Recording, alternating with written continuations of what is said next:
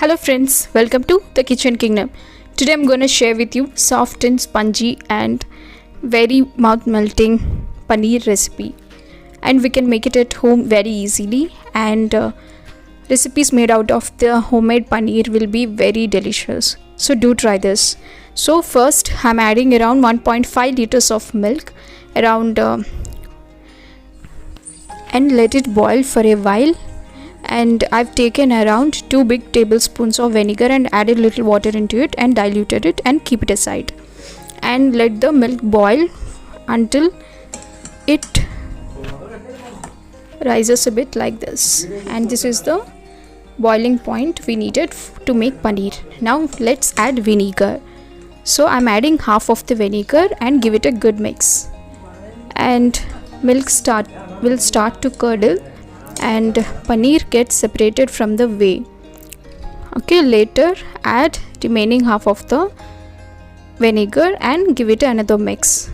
Now whey and the entire fat gets completely separated and you can see it clearly. Yes, now the paneer is ready. So put off the stove.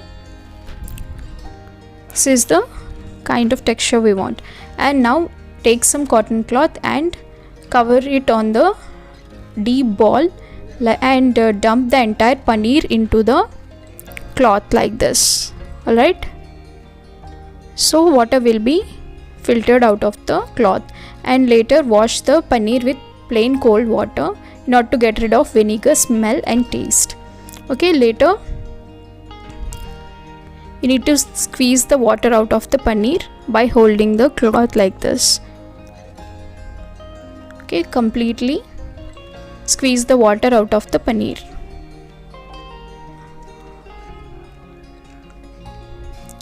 And the water that comes out of the paneer is whey, and you need to spread the paneer on the tabletop like this or any chopping board, and we need to add weights upon the paneer. I've taken dumbbells, and it's a whey which comes out of the paneer. Don't discard it. It can be used in soups, curries and dosa batter, and which is very healthy, so don't discard.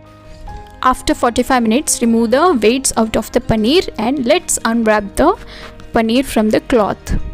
So the paneer is perfect, soft and spongy, and it released all the water out of it, and it's perfect. And let's cut it into cubes, which can be used in paneer's gravies and chili 65, paneer 65, and many more recipes, and I will share it in the future.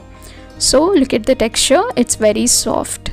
So make sure you use full fat milk for this recipe. If you like this video, do like this video and comment below, and subscribe to my channel The Kitchen Kingdom English, and stay tuned for more such interesting recipes.